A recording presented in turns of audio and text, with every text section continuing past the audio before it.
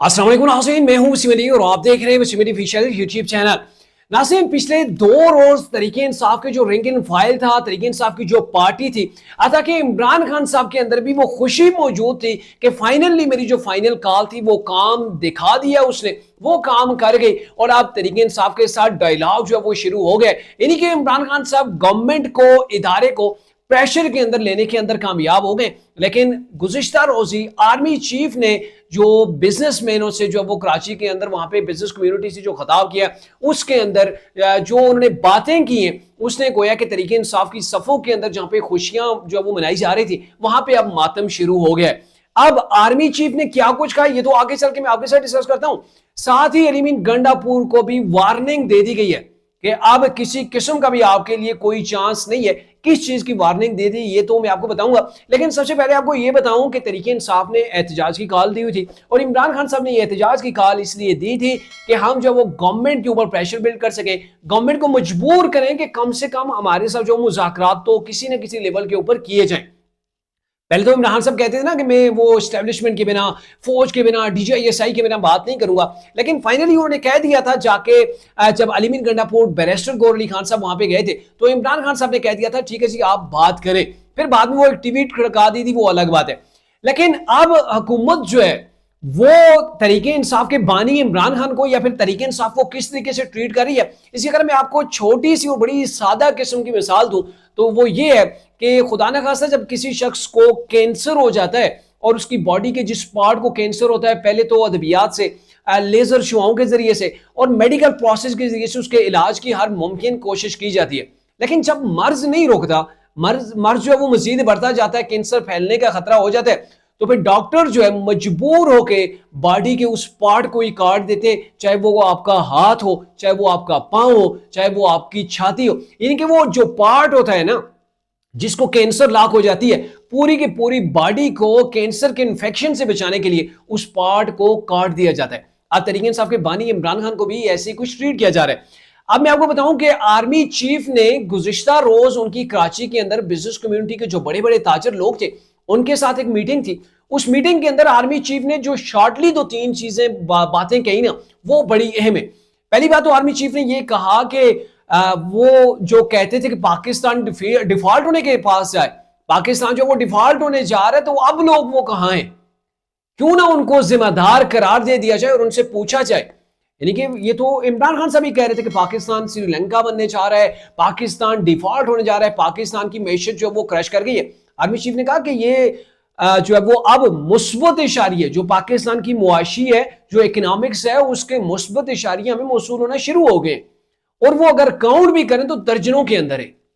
Stock exchange कहां से कहां पहुंच गई, पाकिस्तान के जो कोई मुल्क कर्ज नहीं दे रहा था वो अब कर्ज मिलने शुरू हो गए, पाकिस्तान के अंदर सूद की शरह वो 5% के करीब जो वो कम हुई है, जो महंगाई का एक आलम था, तूफान बरपा था, डॉलर 300 को क्रॉस कर गया था, तो वो चीजें आहिस्ता आहिस्ता कम होती हुई दिखाई दे रही हैं। यानी कि कहने का मतलब यह है कि अब पाकिस्तान पटरी के ऊपर जा रहा है और आर्मी चीफ ने शहबाज गवर्नमेंट के ऊपर पूरे का पूरा एहतमाद कर दिया और एहतमाद करते हुए ये कह दिया कि अब आने वाला जो साल होगा इसके अंदर जो हमारी इकोनॉमिक्स है, जो हमारी मैशत है, ये मजीद बेहतर होगी। और उन्होंने जो कह दिया ना कि ये जो डिफॉल्ट की बातें कर रहे थे अब वो कहां हैं, क्यों ना उनको जिम्मेदार करार दे दिया जाए, जिन्होंने पाकिस्तान के अंदर अफरा तफरी को जो है वो हवा दी, जिन्होंने पाकिस्तान के अंदर इंतशार को। और जब उनसे पूछा गया तो इसके ऊपर उन्होंने एक बात कही कि इंतशार और एहतजाज के अंदर बड़ा फर्क होता है। तरीके साहब एहतजाज के नाम के ऊपर गोया वो इंतशार कर रही है, तो अब आर्मी चीफ ने इतना भी मतलब वो इतना वाजे करके जब कह दिया कि इंतशार और एहतजाज के अंदर फर्क होता है और ये भी कह दिया कि जो पाकिस्तान को डिफॉल्ट करने के दर पे थे, पाकिस्तान के खिलाफ बातें करते थे, पाकिस्तान को डिफॉल्ट कराने की जिन्होंने कोशिशें की, तो क्यों ना उनको मुजरिम करार दिया जाए, जिम्मेदार करार दिया जाए, उनसे पूछा जाए। तो वो कौन लोग हैं, वो तो तरीके इंसाफ है।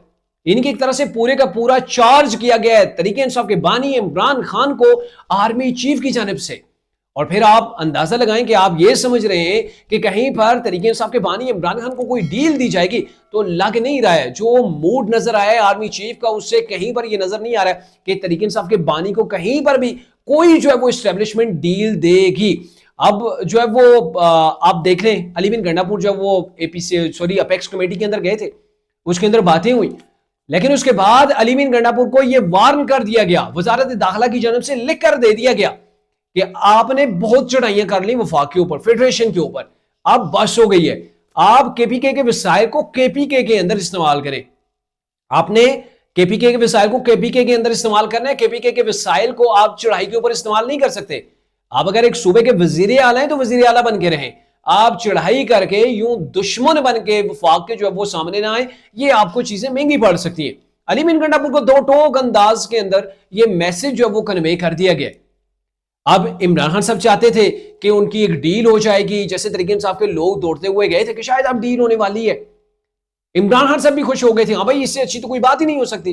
लेकिन आप देखें कि जो अली मीन गंडापुर की कोशिशें थी कि भाई एस्टेब्लिशमेंट से बात होगी, तो एस्टेब्लिशमेंट कौन है?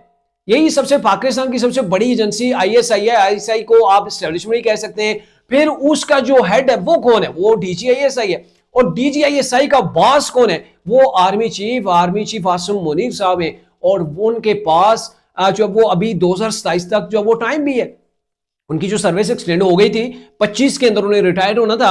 अब 2027 तक जो वो आर्मी चीफ पाकिस्तान के रहेंगे। और उन्होंने जो कह दिया कि भाई अब मैशियत बेहतर हो रही है, पाकिस्तान बेहतरी की जानब आगे बढ़ रहा है, पाकिस्तान आगे बढ़ रहा है, और जो डिफॉल्ट करने के दर पे थे वो जेलों के अंदर बैठे हुए हैं। यही उनका मैसेज था शॉर्टली, अगर उसको आप डी कोड करें तो मेरे एनालिसिस के अंदर तो यही चीज आती है।